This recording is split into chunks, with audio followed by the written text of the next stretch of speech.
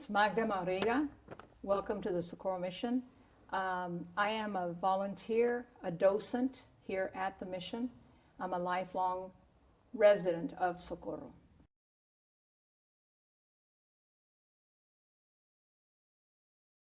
So, Socorro del Sur, where we are, is a direct result of what is known as the Great Pueblo Revolt of 1680. It occurred up in New Mexico, in the midsection in the northern part of New Mexico. And in 1680, the Spanish had already been in New Mexico for 82 years. The Spanish arrived in our area in late April 1598. They kept going. They got up as far as Santa Fe, New Mexico. Okay. And for the next 82 years then, what we saw is, in the name of the conquest, the Pope and the King, tribal families began to live in these fortress-like communities that they built and lived in. So these pueblos, these mission settlements then, for 82 years, developed in that way until the revolt. And it's a long and tortured history, and the events that led to the revolt are particularly loathsome. But in the revolt, tribal families organized. It took a few years to organize themselves and to set up a timeline. And they carried out the revolt August 10th, 1680. It was highly successful. They did not decimate the Spanish that were among them, but they were able to drive them out of New Mexico after 82 years of occupation. The surviving Spanish fled south, and they bring members of the Tiwa Nation from Isleta del Norte, and they bring members of the Piro Nation from Socorro del Norte, which are up I-25. Ultimately, those are our ancestral homes. So they arrive here and establish Isleta del Sur on October the 11th, 1680, and Socorro del Sur on October the 13th, 1680. So that's the beginning of that moment in history that brought Piro to this area. And we are currently sitting in what is the third mission. It was built for the third pueblo. Our first and second pueblos were located near Bulldog Park, and the one built in the late 1600s was washed away by the river in 1740. It was rebuilt in the same general area. And then the second pueblo was washed away in 1829. And it's after that devastating flood that they move here and built this one, and it's standing. So this one was built after the 1829 flood.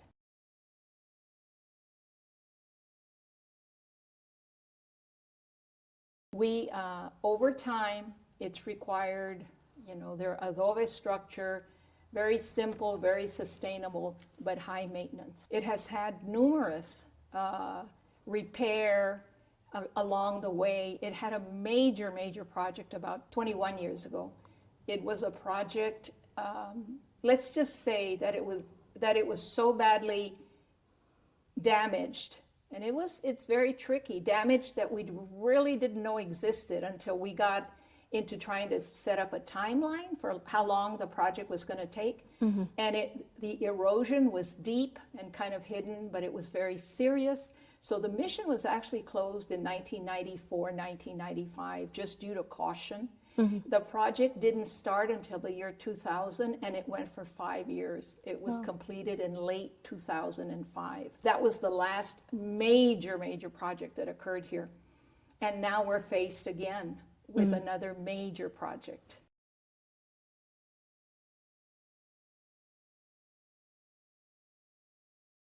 We're extremely fortunate in that in this mission, the third mission built after the 1829 flood, we have beautiful linkage to the original mission from the late 1600s. The beams in particular, las vigas above us, are, some of them date back to the first pueblo. After the 1740 flood, they were set out to dry. If they didn't split or rot, then they were just recycled, reused again. Yes. And then that happened again after the 1829 flood. Again, if they withstood, then they were brought here. So we have some of the oldest artifacts in Texas above our head right now in the way of the vigas. And most of them are cottonwood. Cottonwood grew profusely here when the river was a healthy river. And so most of them are cottonwood. There's a little bit of pine. The Piro then left some beautiful, beautiful designs on the vigas. You see a black diamond, which basically represents the 4 cardinal points in nature, north, south, east, and west. They have a circle in the middle, which represents the sun. And then there's a few where you can still see 6 petals and within the sun. And so it would be the Piro, the people of the pueblo, embraced by the sun on Mother Earth. So it's a beautiful composition which honors nature, which honors sun, which earth mother. It's beautiful that we have them. Most of them are very faded, but we can still call on quite a few of them to tell the story. And then we have some art pieces. The art on the altar, the portrait of St. Michael, the portrait of St. Peter. We have Mother Mary on this side and St. Joseph. Those portraits come from the Second Mission. They were saved from the flood.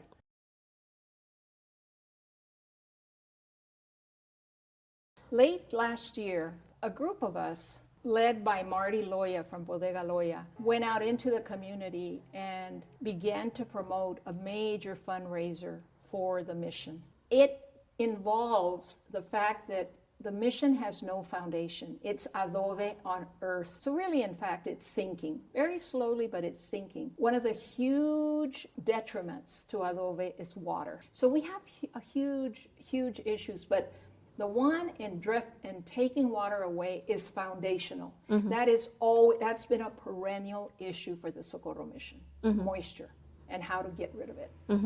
So that's what we're calling phase 2. We just completed a phase 1. Phase 1 consisted of working with the outside and working with cracks that were developing, many of them due to the brickwork that lines the periphery that has mortar dries and allows water to seep in.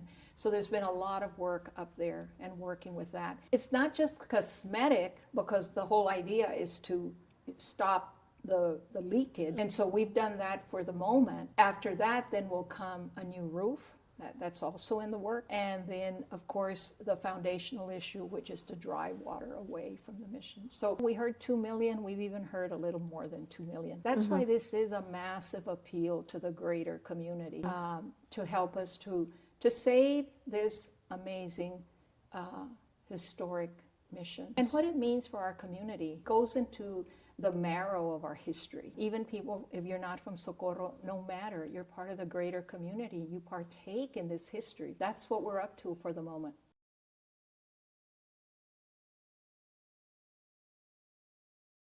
Our whole effort culminates on Saturday, October the 17th. Huge event, which starts here in the mission with a tour and maybe some antojitos. We go from here, we go to the old mission site. We go there and honor the origins of the pueblo. And then we come back to Wind Down for some munchies, and then across the street to Bodega Loya, where we'll have mariachis, matachines, an original play that was written by students in the Socorro district regarding the revolt. There will be lots of food. Our own ladies from La Purísima will be preparing gorditas on site. There will be a silent auction, all kinds of cheer, and hopefully a great celebration ending the fundraiser. And we'd like to invite anyone in the community, in the greater community in Socorro. If you'd like to contribute and help us in this effort, please go to socorromissionrestoration.com.